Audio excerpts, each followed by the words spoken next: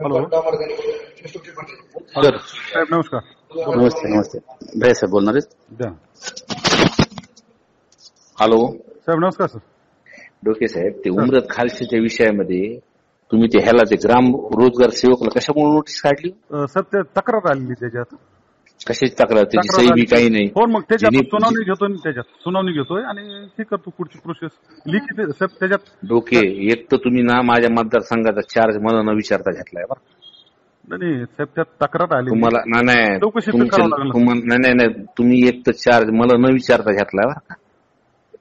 तुम्हाला असं वाटतंय ना 6 महिन्यात सरकार आली, तू महाराष्ट्रात कुठं बी असला ना तुला सोडणार नाही बरं का. मी तुला सांगतो, तू हे माझ्या मतदारसंघात तमाशे करू नको बरं का. तुला सांगतो नाही साहेब आलेलं चौकशी करतो ना, प्रोसेस तर करून घेतो ना. तुझे नाटक मीच बघीन बरं का. मी कुठं जरी गेला तरी तू महाराष्ट्राच्या बाहेर तर जाणार नाही ना तू.